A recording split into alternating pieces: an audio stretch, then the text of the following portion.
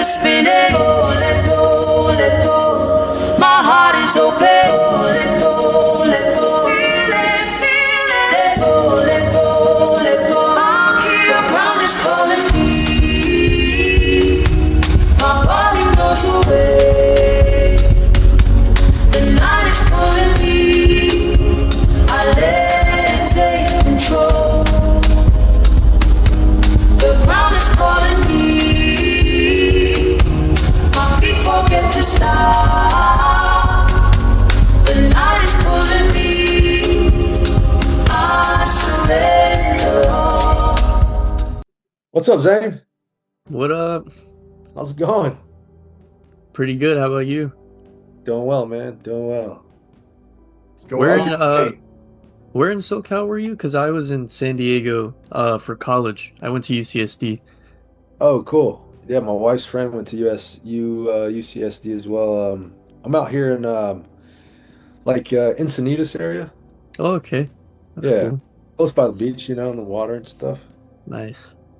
Just moved from Reno like 6 months ago, so it's a 180 compared to Reno. And we had lived in San Diego like 4 years prior to that, and yeah, my wife was just ready to get back. And I didn't blame her. Um, Plus, we were living like 3 houses down from my in-laws, so that kind of got a little overwhelming for the wife. Yeah, I imagine. What about you? Where you at? I'm in Northern Virginia right now. I left San Diego like a year and a half ago, a little over that. Okay, Yeah. cool. I miss it though. Yeah, it's awesome. I mean, it's different, you don't got the 4 seasons, but like year round, it's like it feels like summertime all the time. It's Yeah, fun and all the you time. can experience all the seasons by driving an hour this way, hour that way. Like they got the desert, the snow, mountains, you name it. So that's what I missed the convenience of that. Yeah. How long were you out here? Like 4 years or what? Yeah, 4 years. 4 years. Yeah, I've come across like one or two pages, I believe, with UCSD with some like a psychedelic community and do a lot of integration there on the beach. I just see a lot of pictures of them just kind of in groups and walking around, but they send out invites. They have these integration circles. I've never had a chance to go to any of them, but maybe you have. Yeah, Um, I founded the psychedelic club at UCSD. oh, you Um, did? yeah, but there was other groups that I think you're talking about. Like there was the San Diego Psychedelic Society, and Yeah, like I don't even think they're active anymore. There was another one, but I haven't seen them post in like 3+ years. gotcha. Yeah, I was curious because you said you went there. I wasn't sure if you're affiliated with them or not, but yeah, very cool. Very cool. What kind of adventures did you guys set up with this psychedelic group? Oh, dude, all sorts. I think like the most fun was the raves we threw because we had to fundraise. It was a club, and to put on bonfires and like buy food for people, marshmallows and stuff, we needed funding. So we didn't get funding from the school all 3 years that I was there. Like I didn't know how to apply anyways. Like they made it super complicated. So I just relied on like selling stickers and like we did. I'm actually wearing the T-shirt right now. Psychedelic Club. We like did tie-dye events Oh, for wow. making our own shirts. Um, That's wicked. yeah, yes, all sorts of cool things. So how was that like creating like a psychedelic club in the university? Like, did you get a lot of like tension backlash from that, or was it pretty accepted? Yeah, it took like 3 months to get approved because there's a lot of back and forth, and they wanted certain things in our like constitution that Yeah, say like we're not gonna sell drugs at the club meetings. Like, yeah, obviously, right. but they just wanted all those like these like legal wording things, and eventually it got approved, and it wasn't that much like backlash or anything.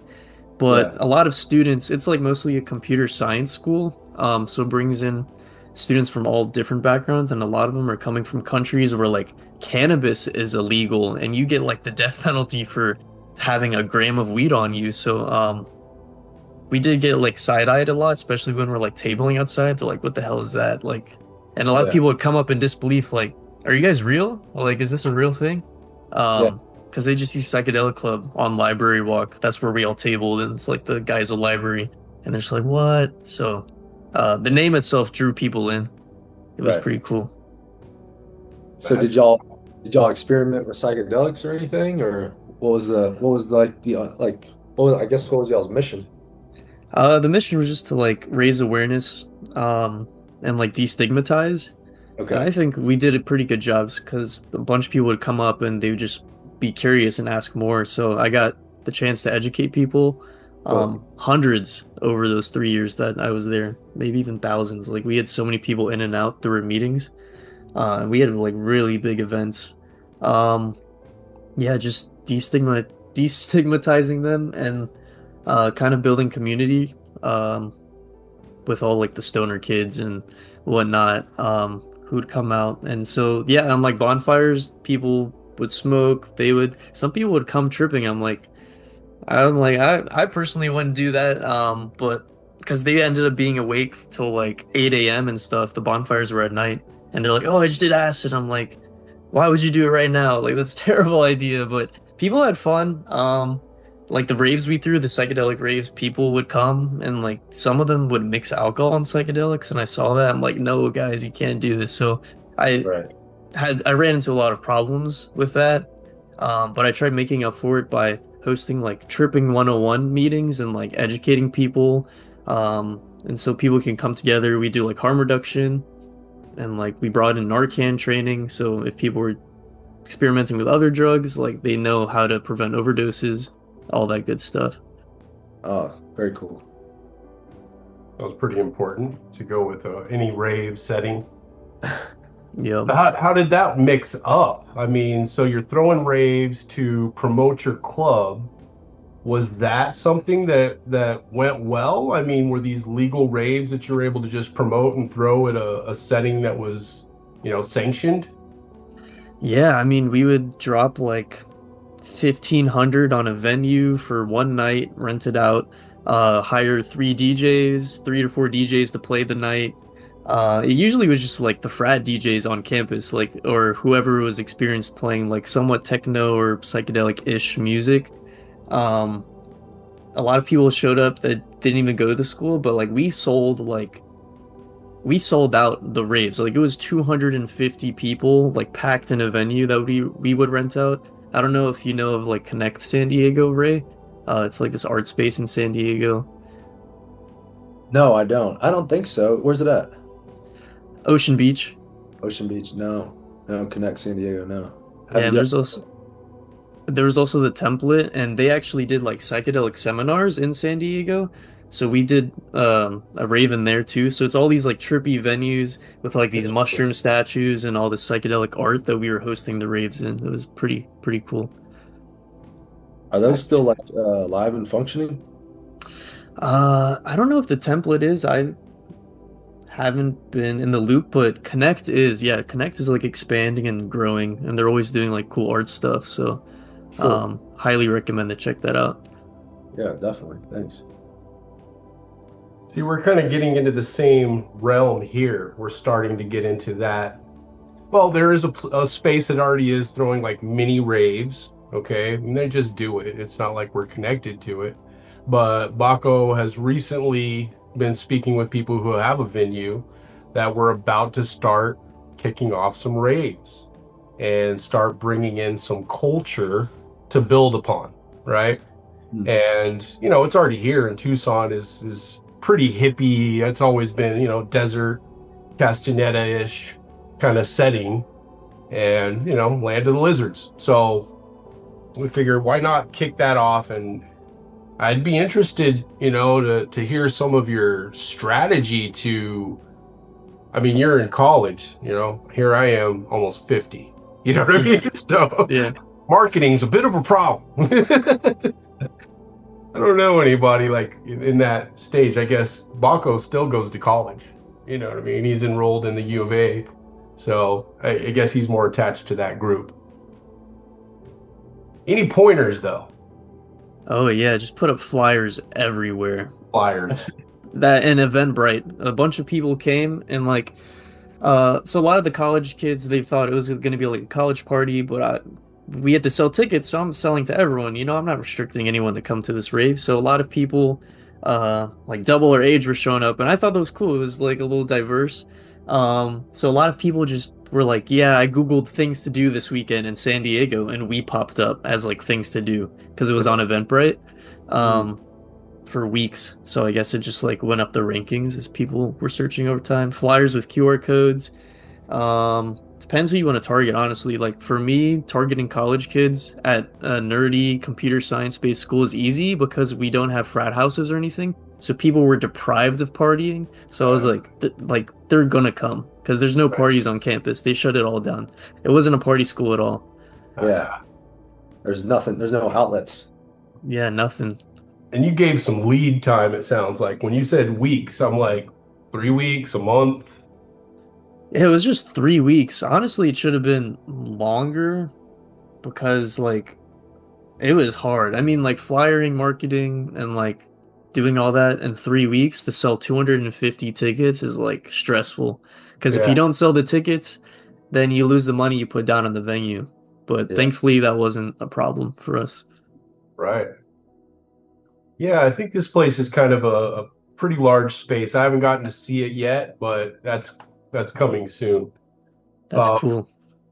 Now, I did want to kind of break ground with, experimentation in the realm of Bufo. I know that Ray is a good person to have that conversation with. You have not yet partaken, right? Yeah, I it's on my to-do list. I the only two things I haven't tried are Bufo and mescaline. Bufo I'm actually planning to do this August, hopefully. Mm. Um, I don't like to plan trips. Like I just like and this is for other drugs. Like I wake up and I'm like, okay, today's the day I'm gonna do acid, you know, like it just has to feel right. Right. But Right. this one, I'm taking it a little more seriously, so I'm kind of planning ahead. And like I found someone who I think can hold space for me. That was a problem out here, out east.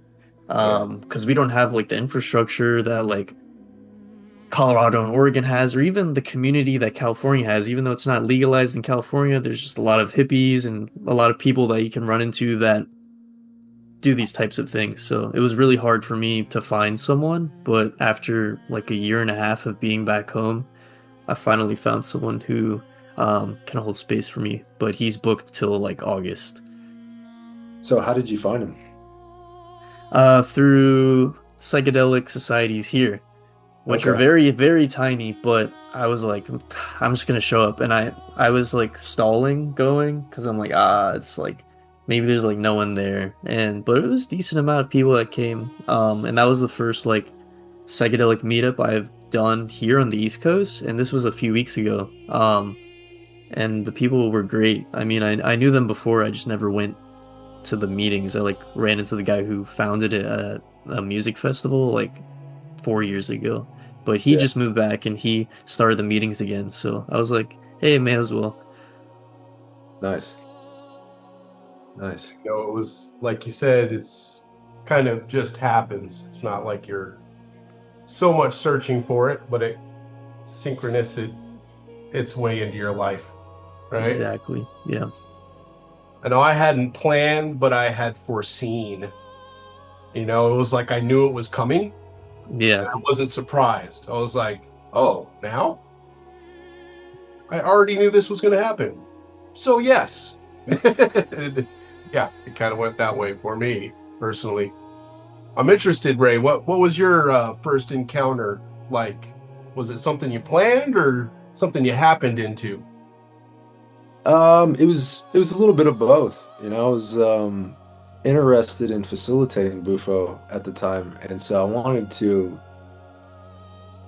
find someone who had some experience in facilitating and training other people how to serve, and that's how I came across Michael Mannion and Bufo U, and had my first like hour-long discussion over the phone with Andrew at the time, and that was a little over a year ago, and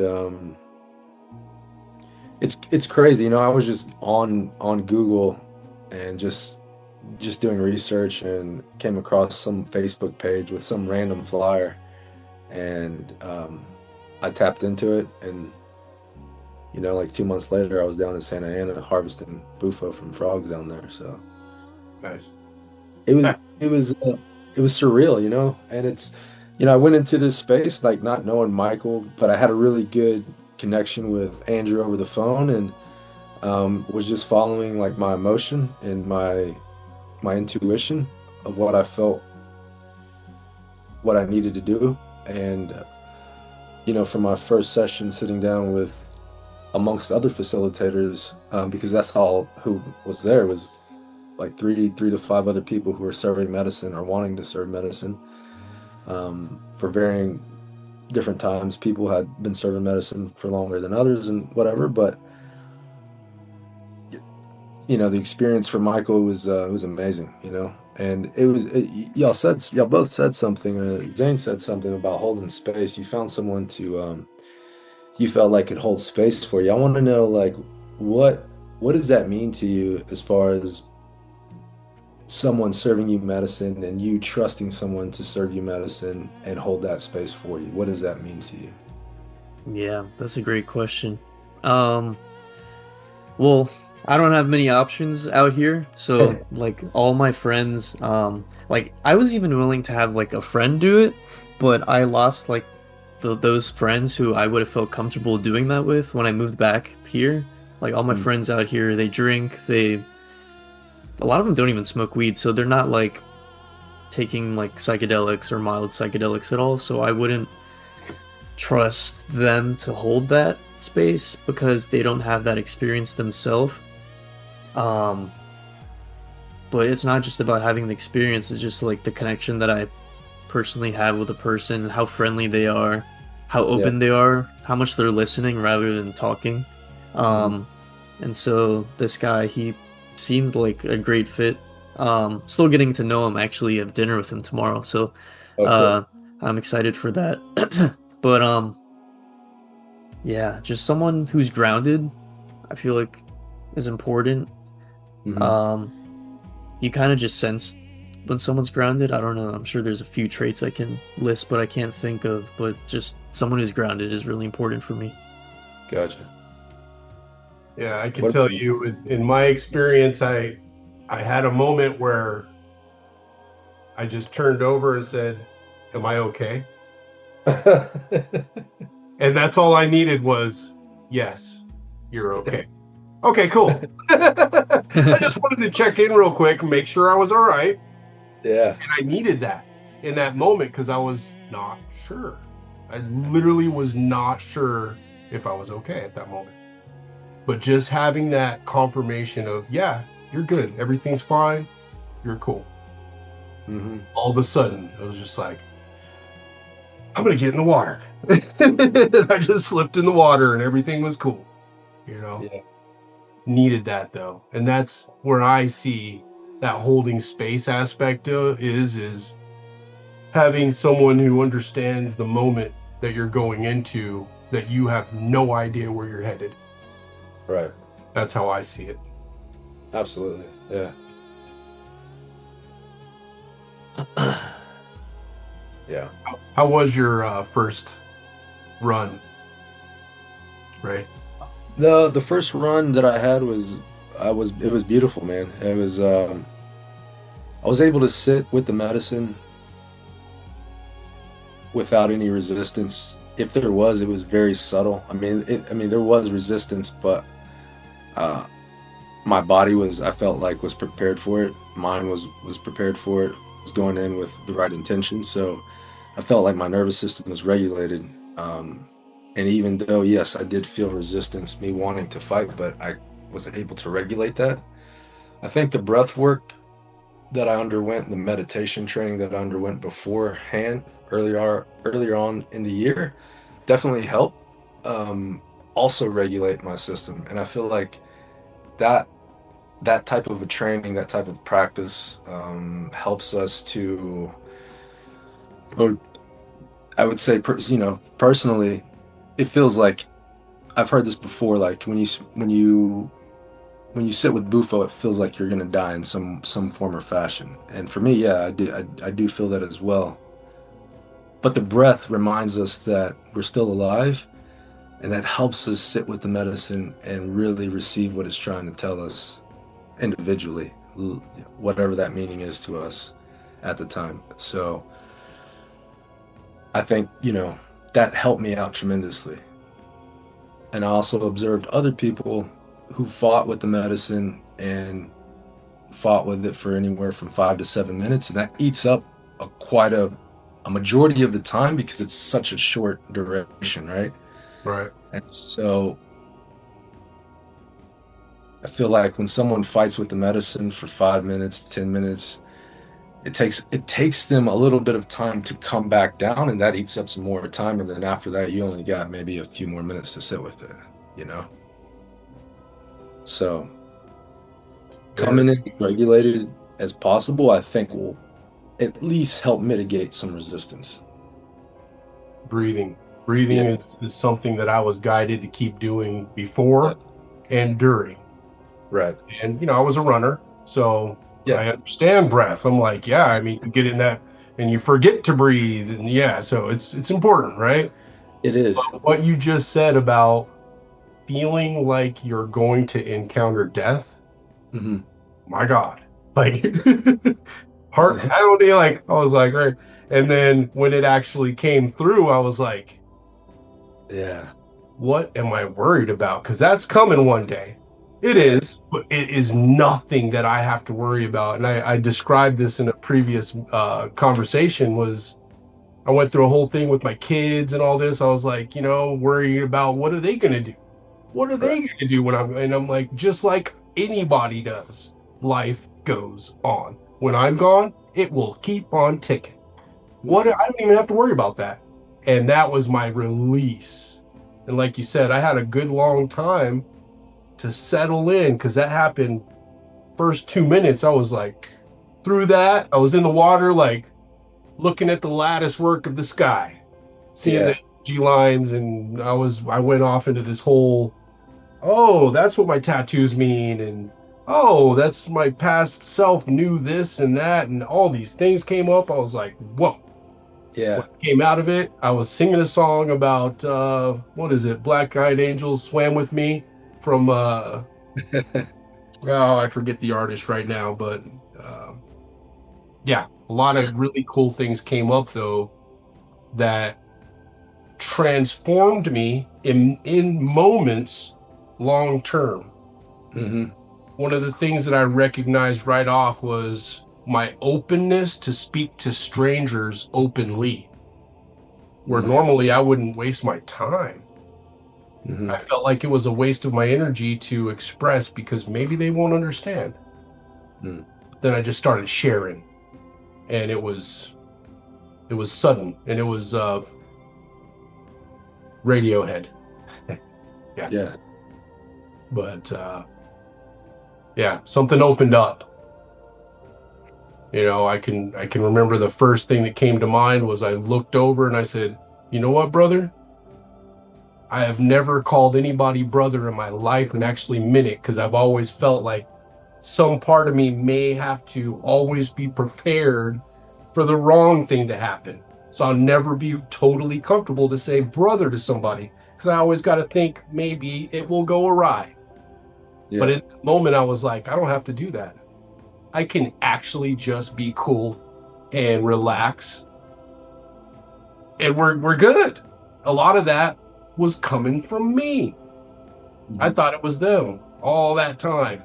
And then it just made me realize, man, that's you pushing that out there. It was wild. It was a whole moment for sure.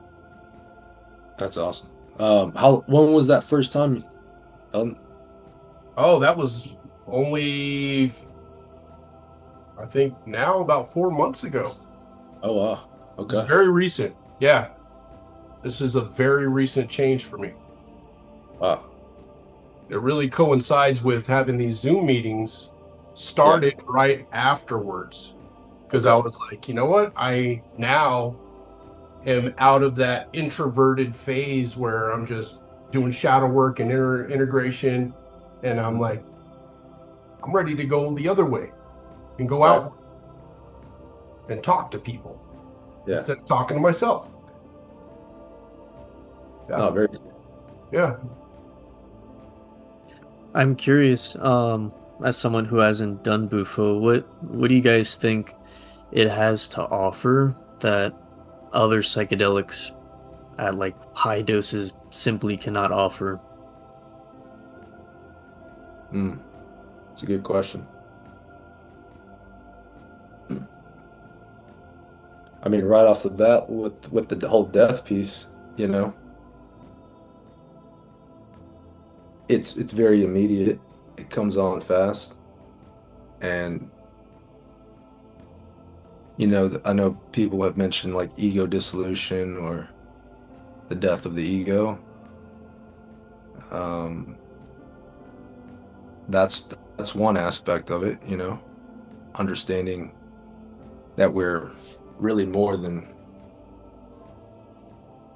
much more than just the ego, you know, we're interconnected. And it can also, you know, from personal experience, it can also offer you like messages immediately to whatever's on your mind, weighing on your heart.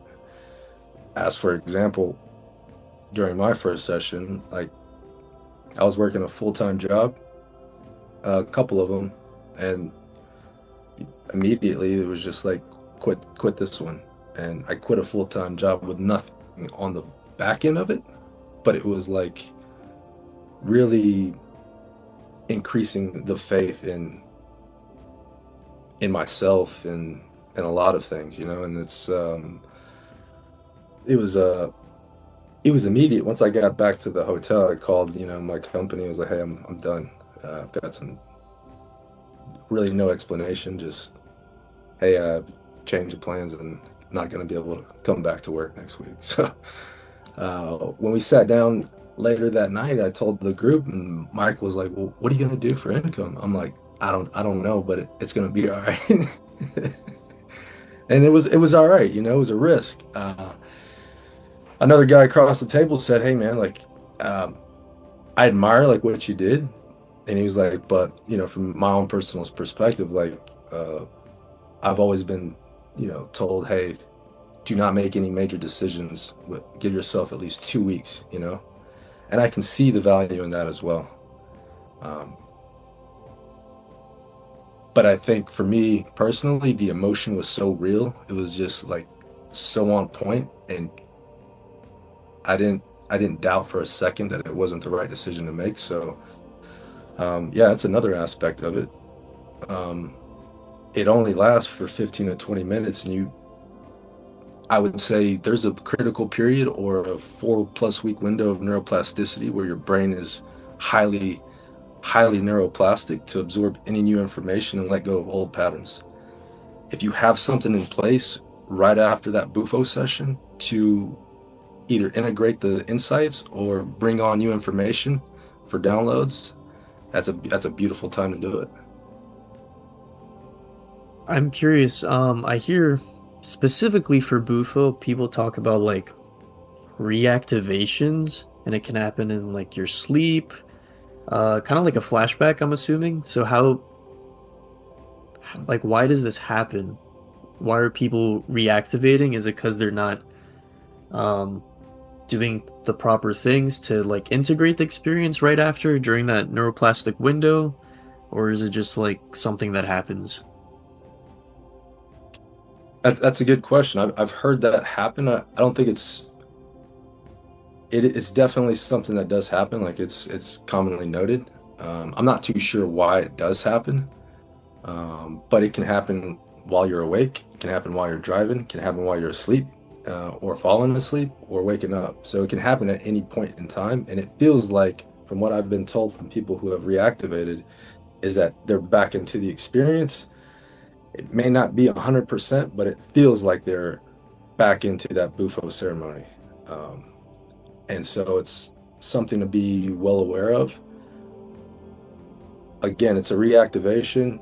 You just do the same things, remain calm, breathe, allow whatever's happening to happen. and talk about it. If you can integrate it or talk to someone about it, definitely do so, because it can be very frightening. I'm 100% sure if you're just lying in bed by yourself and you feel like you're in another bufo session, and there's nobody there to hold space for you, But definitely good question. I'm not too sure why it happens. Yeah, I was just curious because the only two psychedelics I hear flashbacks are LSD and bufo. Like you don't hear about like a psilocybin or mushroom flashback. I've never heard anyone say that, but I've heard acid flashback so many times and bufo reactivation, but like I've never heard that for any other psychedelic, so it just fascinates me. Because I've had like acid flashbacks before, um, where it felt like I was tripping again for like a few seconds. Yeah. But I've never experienced that like with anything else. That brought up 2 points for me. One is, aftermath.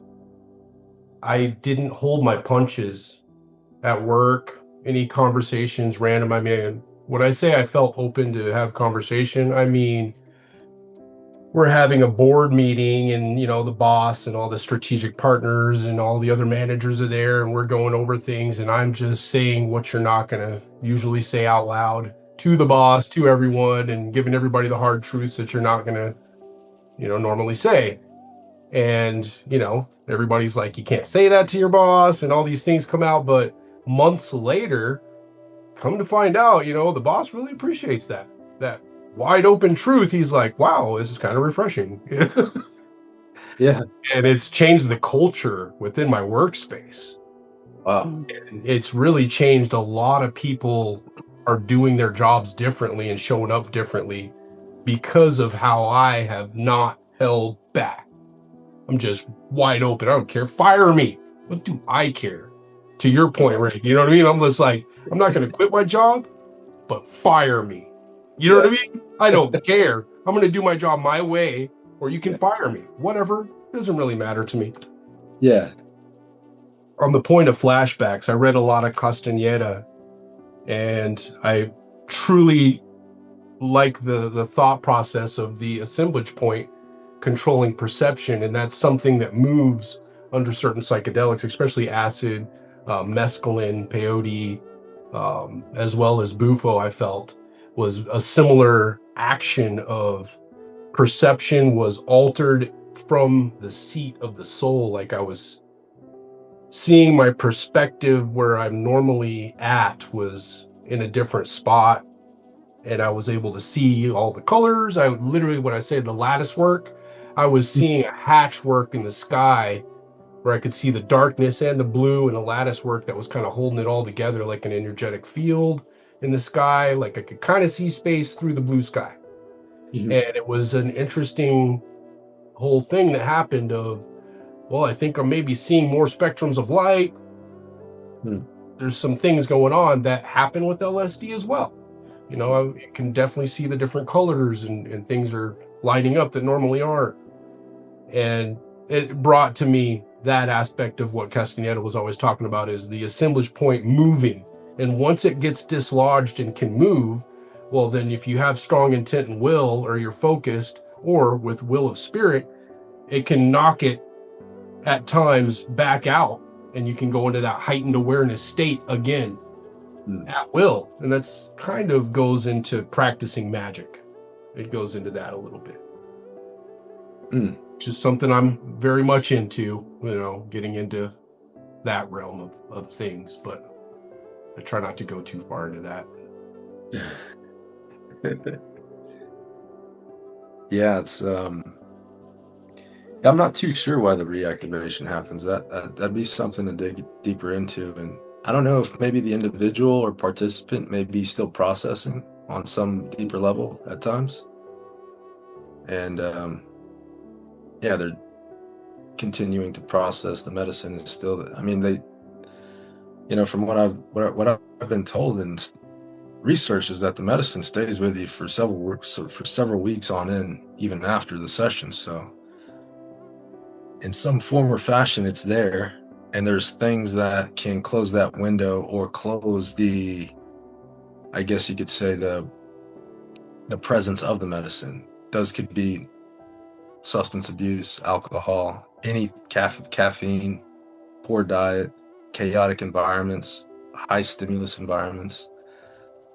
And they can close that window and they can deplete and degrade the energy and also the neuroplasticity in the brain. So um, it's kind of like going to the gym, right? Like you do the prep beforehand, you hydrate, you go to the gym, you get that good workout in. But if you go straight to the bar after the gym, it's like you lost all the gains you made in the gym. So after the gym, you eat right, you rehydrate, and you recover from that, and you start making those gains. I kind of similar concept to the medicine. Like you prep for it, you do it, and then you leave afterward, and you have some sort of recovery routine to really get those gains. I'm also curious about like the spiritual aspect of Bufo because when it comes to like plant medicines or mushrooms, a lot of people talk about like the plant spirits or the teachers for whether it's like ibogaine, psilocybin, mescaline, like all the naturally growing stuff. And this is not a plant. It's is it venom? Venom, right? From a frog, or is it poison from the frog? Yes, the serum from the glands of the frog. Um, and Is it so venom? they say it's venom, but like to me, when you say venom, I'm thinking like that's poisonous. It can kill you. Yeah. Smoking it and vaporizing it, and it's not killing us. Um, so I just call it a serum from the Yeah. glands, and it secretes. You squeeze it, and I've heard people smoke it straight out of the gland, like it's all gooey and white, Yeah, I've heard that too. and then from what we've done is just let it dry, scrape it off the glass, and then vaporize it. So in terms of spirits, it's a good question. I know there's spirits associated with ayahuasca, ibogaine, um, but as far as the toad, it's a modern day medicine, right? There's no lineage attached to it. There's no tribe that has Right. on it or can put claim on it. Um, it's interesting to say the least. So I also keep hearing about not like a spirit per se when it comes to the toad, but like source. Like people keep using the word source. Like you're going back to source. Yeah, Like return to source. what is your interpretation of that? Does that mean like God? Does that like the universe? Like what is that? What is source? Yeah, when you talk about source, I mean, in my interpretation of that is God, divine,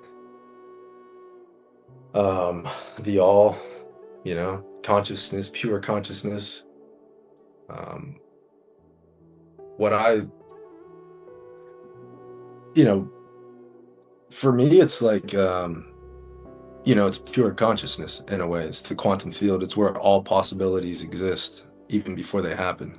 And for me, that's similar to where Bufo can take you and expand into is that energetic field.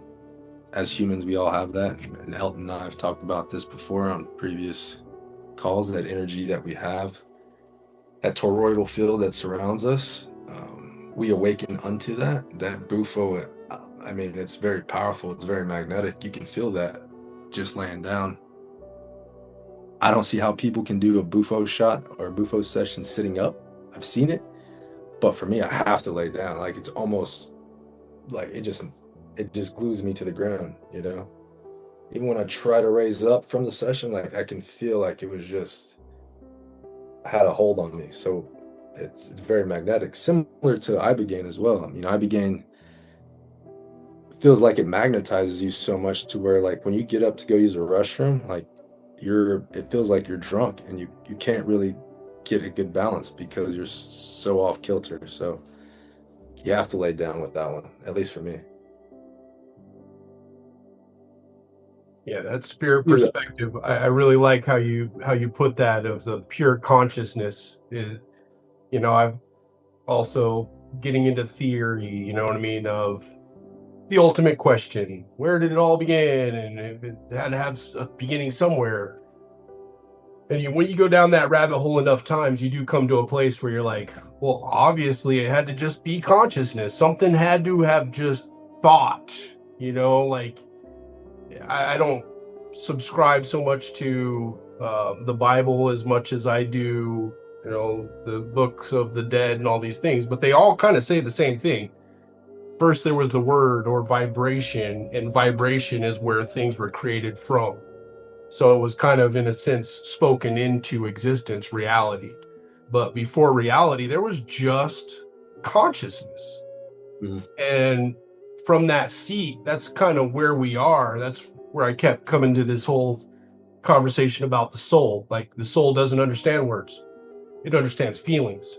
And the more in tune you get to feeling your feelings versus other feeling, like with the torrent field, feeling other people's feelings and the connectivity between what is yours and what is mine in a shared space, when you start to be able to separate that, then you start to have that essence of soul connection, and it's just a feeling.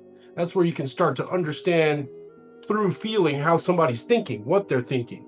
It's an interpretation of a feeling, because that's soul connection. But that does take you back to, it's just consciousness, and consciousness doesn't have words. And that's, for me, where it took me, was to a place of just knowing, like you said, you have these intentions of what you're wanting to know, you know. And once I passed through that veil of worry of finality, and I came out the other side pretty quick of, man, this is, what am I even worried about? Just stop. What's going on right now, you know? And I started looking around and enjoying what was going on and swimming in the water. And I'm swimming in rainwater because that's all we have here in the desert, you know what I mean? So in this bottom of this canyon that's in a very deep granite valley, swimming in bedrock, holding rainwater. And I'm just feeling all that energy come from the sky. And I'm like, I started looking at my tattoos, and literally it just came so clear what everything meant when I had no idea what I was doing, you know, drawing these and putting them on. It was clear in the moment exactly what it was and why, and that I already knew these things from a past life, and that these things are recollecting from my past into my present, like an integration of self from past lives, even, in a sense, with what was happening, because that's where I was. That's where I was focusing in my moment, you know. And I think that is a very true fact of, it brings you to that pure consciousness, and whatever it is you're seeking to know is kind of revealed to you in those moments of your truth. You know, the things that you need to know to be whole in your moment are revealed to you, and then all of a sudden you're just like, now I know. Now I don't have to worry. Now I can just be real and not worry about putting on my mask. I can just take that mask off and still be comfortable. Yeah, good point on you know, it's your truth, you know. Like, I think that's what also depicts a really good container, is when the facilitator just sets the conditions for your truth to emerge, and the meaning that emerges from you has no influence from the facilitator or anybody else but you. You know, that's the direct experience for you and you only, and that's your truth, very unique to you. So yeah, that's a good point. What about you, Zane? I think I've seen a couple of your I've seen your IG. You've talked quite a bit about DMT, right? Yeah, I actually had a question about that. So like DMT is something you can microdose. I have never heard of anyone microdosing bufo. Like, is that uncomfortable just to like have it in your system but not enough to where you're breaking through? Like, what, do people do that at all? I've tried to microdose, not intentionally to microdose, but it was only to just test like rigs and see how different rigs vaporize the medicine. but personally, even from just that minimal amount by myself, is not something I would do. It doesn't feel good. Mm. I would do it. I've done it when I've served another person. They take the full hit, and if there's any medicine left in the pipe, if I feel called to do it, I'll do it. Totally different experience from me testing the medicine and me like actually holding space and taking a bit of a hit off the pipe afterwards. But yeah, to answer your question, I've never really done it intentionally to like microdose, and after testing it, I don't think I'd ever recommend it. Personally, I didn't feel good. I felt like I was like in between two different Yeah. states of like, am I calm or am I not? Yeah, I can imagine that.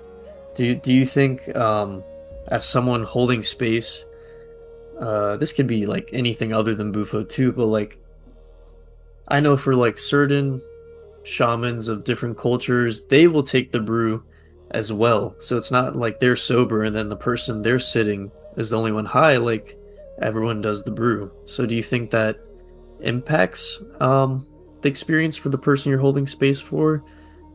Does it make it better, or are you just trying to get on like the same wavelength as them? Like, what do you think the intention is behind doing that? Could be a few things. I mean, I took my wife to do Wachuma ceremony last year, and the facilitator there, she drank a pretty good portion of Wachuma as well. And like you kind of alluded to it, you pretty much get on that same coherence level of where the person is at during that ceremony, especially for those larger ones where it lasts 15 hours or 10 hours plus. I don't think it's necessary to do it every single time, but I mean, I think you're more kind of on the plane of where the individual is through that whole process, you know? Like, for me, I do it with psilocybin energetics. So we'll take a gram, like a mini dose, between 4 participants, and it helps us create an energetic field among the participants. And this is really used for people to understand, raise awareness of your energetic field. If you've never been aware of it, this is a good opportunity to become aware of it. And 2, it's like now you can actually feel the energy, right? And so like as the facilitator that's on the same energetic field as them, you're more able to guide them as to, hey, let's set an intention for the next 15 minutes. We'll rest, we'll break, let's go back up, reactivate, and establish that whole energetic field again. I think that's really good because as a facilitator, if you're not on that same energy field, then it's hard to know like where they're at. It's hard to know like what they're feeling. But when you're all on the same plane, then it's much more to facilitate an integrative experience like that one. Yeah. Yeah, because when I did ayahuasca the first time, I did it with the Santo Daime Church, and so this was Cool. for class. So I was with my classmates, and then it's like about 12 of us, and then there's 30 guardians, the members of the church, and so and my professor. So I thought like it was just gonna be us, my classmates, doing it, but like no, like everyone in the church, all the guardians, the Wow. main lady, like my professor, everyone was doing it. So it's like a group healing, like we're all in this together. So we're all gonna take the medicine. Like no Oh, one's watching you. Like I mean, yeah, they were watching us because some people, it was their first psychedelic experience ever, but it was like we're all on the same level. so Santo Dame has been around for quite a while, correct? It's fairly new. I think it was started in like the 1930s. It's some time Okay. early in the 1900s. I could be Okay. wrong.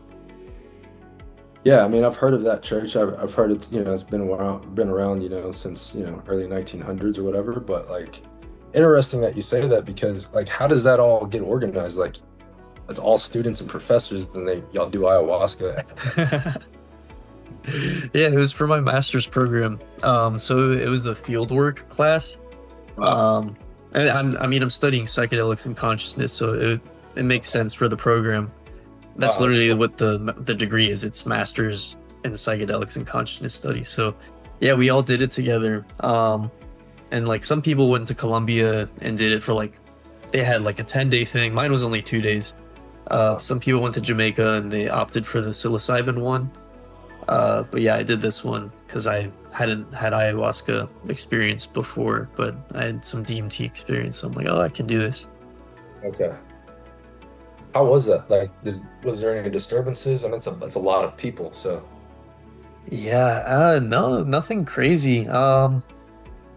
everybody was pretty Yeah, they just had like a zone, like a where you could chill out and like lay down on a mat. Like people were purging. I heard people puke, but it didn't really affect anything. Like we were singing, or yeah, we were singing for like 8 to 10 hours. Like that was the whole ceremony. We're going through hymns, reading hymns from this book, and there's yeah. like the inner circle is a few of the guardians. They're playing instruments like a harp, a guitar, like conga drums, and we're just doing that for like 8 hours straight. Wow. Yeah. What did you get out of that? I felt like not too much, not as much as I expected. I don't know if they gave us like lower doses too because it was like linked up with their master's program. So maybe they like vetted out certain retreats and they picked one that does lower doses. Because we're like sitting in metal school chairs the whole time. We're not like in the jungle in nature, just laying in the grass or something. So it was kind of uncomfortable, but I liked it. I enjoyed it. Huh. It's very interesting. That's the master's program I should have went to. It's fairly new. It's like I'm the second cohort, so it started like fall 2024. Okay. Yeah. Very cool. Very cool. I think with the Bufo, uh, actually facilitator probably not best that they're doing it at the same time because you can totally just like go down fast, Yeah. True. so that somebody's got to be watching you a little bit, make sure that you're already laying down or in a spot where if you do go down quick that you aren't going to hit your head or something like that. uh, that's the number one thing that I've heard happening. Like people typically, I mean, unless you're licking a toad or something, you're not gonna have anything too crazy happen other than falling. Literally just falling. Bam. Yeah. So other than that, I mean, once you're in it, sure.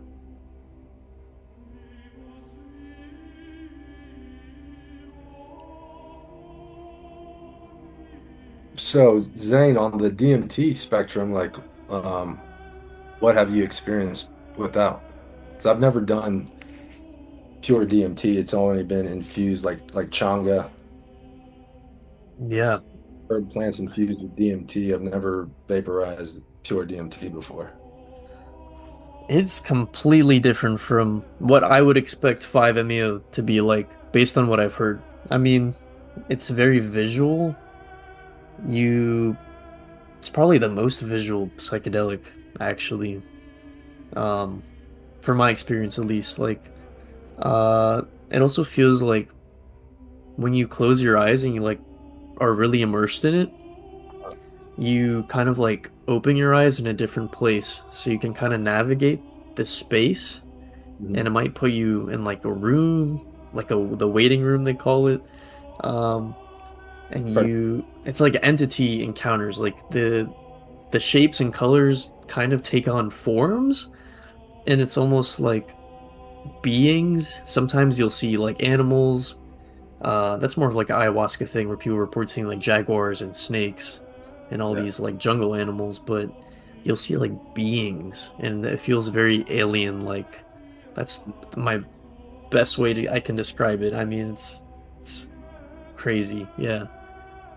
I've heard this thing, the waiting room, from someone else too, and they say like there's different levels to the DMT experience, and it's like you go from level 1 to level 2 to level 3, I forget what he says, but if he says if you cannot, I guess, get to the next level, like you do something. I don't know what it is. Maybe you just give up during the experience. I don't know. Does that, have you heard that before?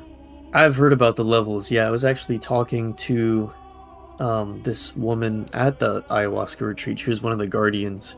Uh, And she was describing like the levels to me because these are people who do ayahuasca once every 2 weeks, like consistently. They're they do it like dozens of times a year, so they've experienced, I guess, the same. I'm assuming the same spaces because it's DMT and ayahuasca.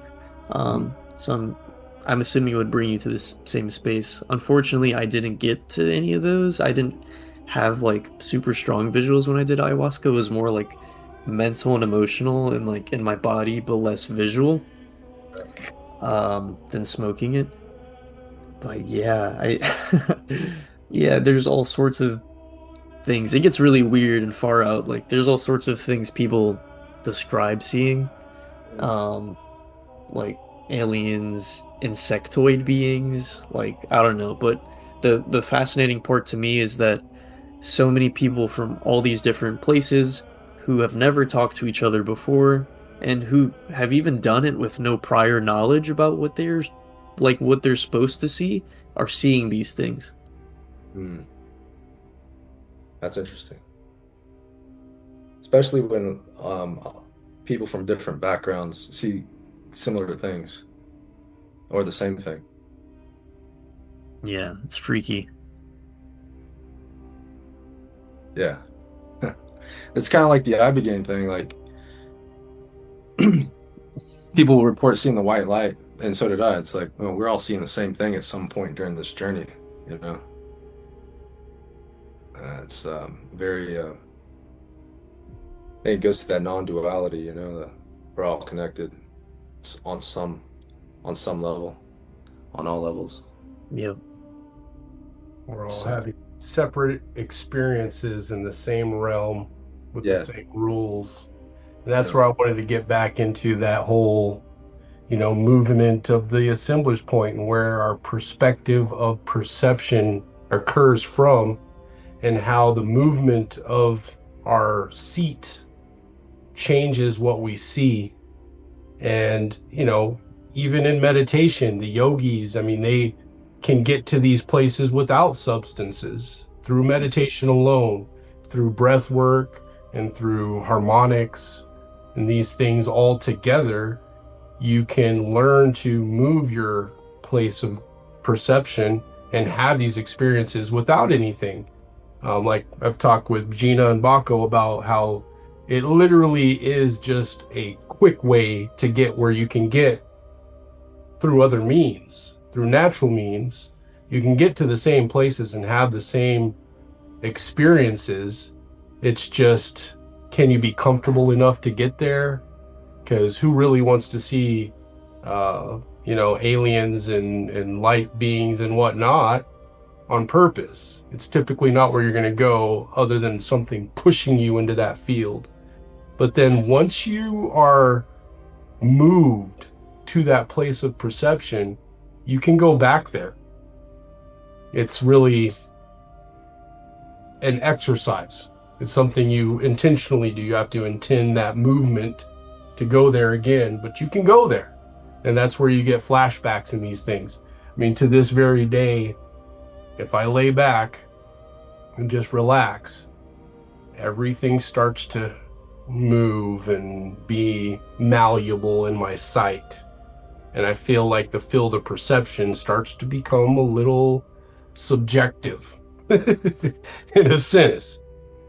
And yeah, I just wanted to enter that thought of these things that we see, that we all see, are more of a place from where we are perceiving to see what we see in a frequency, in a sense, like tuning a radio.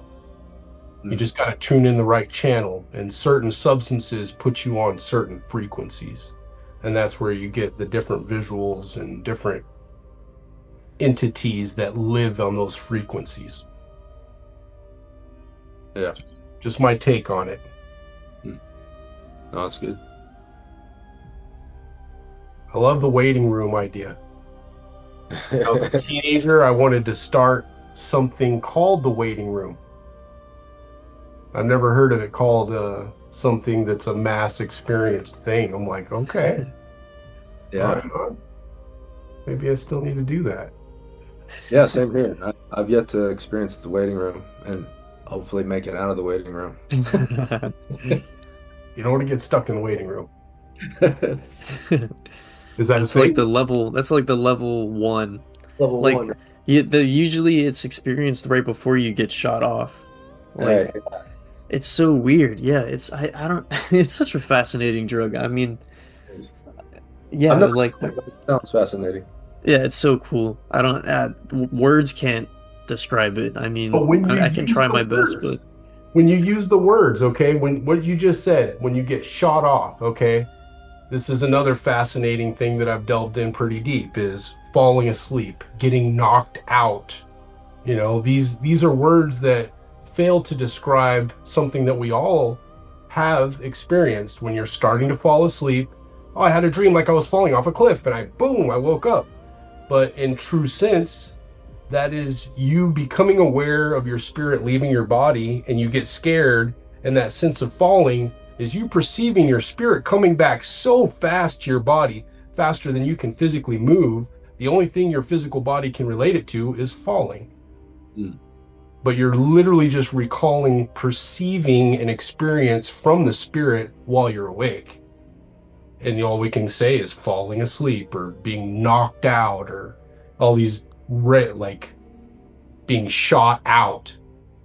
It just all screams out to me perceiving dream world perspective and perception while awake, conscious, like lucid dreaming in a sense. Yeah. Except on a different frequency, obviously. If you're seeing these other entities, that's a whole other aspect to it. But just hearing the description, being shot out, I mean, that's what it screams out to me, is like, obviously your spirit is somehow still attached, silver cord style, to your body, but you're having some sort of outer body experience while awake and being completely conscious of it, and that's what makes it so strange. Mm-hmm. Zane, we got one last question. What's the aftermath for you like after the DMT? What do you notice? Any changes in your life, behavior, perception? for Right, me, before I got to DMT, I was doing a lot of other psychedelics. So, and I've never done a lot. Like, I've only done out of a dab rig once, and that's like the highest dose I've done. Um, it's more so just a visual experience for me. Like, a lot of people find it therapeutic. For me, it was almost recreational. Like, I just thought it was really cool. Like, of course it's intense, right? And sometimes it would vibe check me. But it wasn't like super profound for me. But a lot of other people, I guess, have those experiences. I don't know, maybe I just haven't done enough. Like, I've done enough to see them, and like, I don't think I've ever actually left my body on it. Like, I was still always conscious of my physical body. A lot of people who do really, really high doses, they completely lose that sense. Like, they're elsewhere. Like, I've closed my eyes and I feel like I can see elsewhere. Like, when I close my eyes here, it opens somewhere else, but I was still always aware of this body. But you Yeah. can kind of navigate the space. But I was navigating it with the awareness that I am still here on a drug. Mm. You're Okay. kind of cheating though, Zane. And I'm going to say that because you already enlightened me a little bit to your upbringing of your mother teaching you to have some outer body type experience and practice young. Yep. Yep. Oh, wow. And when you have that kind of experience, it's not exactly going to feel foreign to you. It's kind of a little bit natural. Yeah. Where I think someone that's who why has I liked never it. had it, yeah, they'd be like, "Whoa, what is this?" You Yeah, started young having those. The spiritual training was kind of in you already. Just gonna say. to a degree, yeah. I not psychedelic at all, but I think it puts us in that weird liminal space where it's like you're in between worlds. So I don't know. I think it's all fascinating. Like even Ray, when you were talking about like the energy fields and being able to like feel it more, um, I think the best way I describe it to other people is like psychedelics just open your sixth sense. Like it just makes you have like extra sensory perception. Mhm. Like Yeah, all of them. They do yeah. it in different ways, but over like ESP and like I think there's over 50 different ways you can experience extrasensory perception. Mm. Um, and people do it through like talking to dead people, mediumship, or like, uh, yeah, I mean, there's so many different ways you can do it, but I feel like it just taps us in to that. That extra sense. Yeah, for sure. I agree. I keep bringing that up because, focus of my channel is kind of magic and spirit and the essence of what being a human is, being a embodied spirit, piloting a flesh suit and then experiencing all the weird things that we experience in life, but still we go to sleep and we go back home every night. And some people don't remember it. It's not even a part of their real lives. They consider that just something that happens, but I see that as going back to where we came from in a sense, and it's part of who we are that is very important. And I think that's what we're experiencing is that part of us being conscious when we're doing psychedelics. It's integrating the spirit body and the physical body to have a singular experience in one. And that's where we start having these weird experiences because the spirit, again, feels everything and is attached to everyone. And normally we're not. Physically, we're singular, we're a bunch of ones out there in a world of, connectivity, but we're like, it's just me. It's just me. But it's not. And Yeah. once we have that open essence that happens, it's like, boom, oh, wow. I can feel everybody. And then it can step further to I can feel and I can kind of hear what they're thinking too. And that you get into that psychic realm. Opening that door is uncomfortable because you got to discern. That's where discernment comes in and start to separate what you're thinking versus what you're feeling other people thinking. It's weird. It's weird. Yeah. And to go back to what you asked Ray about what I got out of ayahuasca. Now that I'm thinking about it, like in my essay that I wrote after, on the second day of doing it, um, or just like after doing it, I did feel that energy like around me, but it was kind of overwhelming because I was picking up on things I didn't want to pick up on from other people. And so doing something as strong as Bufo, what would you recommend for people to integrate, or how can they integrate this overstimulation of other people's energy so they can protect their own and not get caught up in all the extra things they're now feeling? Yeah, I mean it's a good question, man. I would say post ceremony, post session, I encourage people to take time out for themselves if they don't have to rush back to work. Avoid large crowds, avoid, you know, overstimulating environments. Just kind of sit with that energy for a little bit. You may find it tough to even hug people or want to shake someone's hand, but it's okay. You're still processing, and just give yourself that time, that couple of days. You can go as long as you can for whatever time it is. Just give yourself that space, that time, honor that special feeling. It's powerful. Like I was having a conversation with another guy, and he said the same thing. Like over the course of a couple of sessions with Bufo, like they went to a mall, and it was like a bad decision to go to a shopping mall just because he was picking up on a lot of emotions and very highly sensitive to the environment.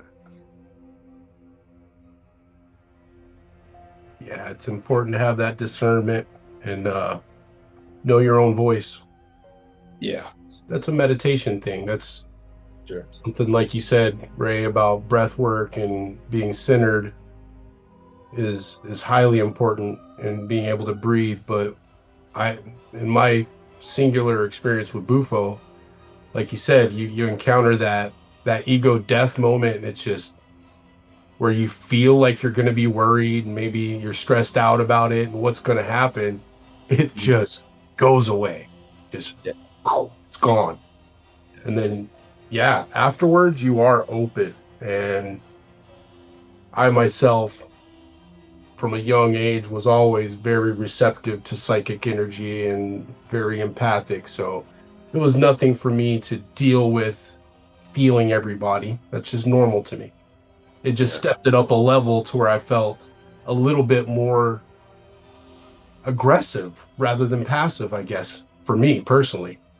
I just, instead of just accepting everybody's energy, I more put up my blocks and said, you know what, this yes, this no. I shut things down that didn't fit, and I opened up to, well, maybes. Yeah. More, well, I guess, submissive in a way that I've never been in my life, which was really a beautiful thing. I've never experienced anything like it, and I'm so happy that I did, because it changed me, man. It really did. That's awesome. Yeah. Heck yeah. Yeah, we gotta talk more about maybe in a following call how you discern what you're thinking someone's feeling and how you're feeling someone else is feeling. What you said, and how do you discern?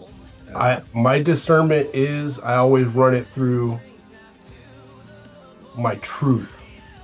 Yeah. Because you always have your inner truth, like I had a lot of religion young, and going to Pentecostal churches and stuff, and they believe demons are real, and angels are real, and there's a real spiritual battle in the world. And having that experience young, I kind of feel like I had a truth of what I really would say and would do and would believe, and what I accept is okay for me versus what is imposed on me. Mm-hmm. So that's the filter of, if it's right with me and I feel it in the heart, I keep touching my chest. Yeah. I've said that several times in my videos and stuff. If I feel it here, I know it's right. If it's coming from here, I need to just sit back and let it maybe just rest a while. Because it's probably not coming from here. Right. It's not, it starts in the stomach. That's where there's no thought or anything. That's where it's just pure energy coming in. But it's got to go through the heart. And when it goes through the heart, that's when you can discern the truth. But by the time it gets to the head, it's just physical realm. Yeah. It's action at that point. But actions are just due, You got to feel first, though. So I always try to filter it here. I got to check in here with my energy, and I just run it through here. And I don't ever act anymore. Anything happens, anybody says anything, anybody puts an input in, I sit back. I'm not in a hurry. I don't need to act now. Yeah. And I'll just sit back with it and feel it. How do I feel about this? I don't like it. You know what I mean? Or, you know what? I love it. If I love it, yes, absolutely. But it's a feeling thing nowadays. That's where good. I was always very, very much a mental, everything's thought. You gotta think about everything. You gotta think about it. Yeah. I'm like, if I'm thinking about it, it obviously doesn't feel right because I gotta think. Right. It's a red flag for me. Why you gotta think so hard? There must be something wrong with it. right? No, that's a good point, man. Yeah. It's good. Yeah. Well, gentlemen, it's been good. Think It about has been. All right. Well, it's been a great talk. Yeah, absolutely. Look forward to getting this one edited up and put it out there. Yes, good one. Sweet. Got the awesome Good. background for this one too. Yeah. Definitely had to put it up. Probably run with this from here on. Oh You yeah. guys have a great night, man. Awesome. You too. talk. Nice Is that to it? virtually meet you, Ray. You too, brother. Have a good session, man. I will. I'll keep you updated. Thanks, Dalton. Appreciate it, brother. Very cool. Y'all have a good night. All right, you too.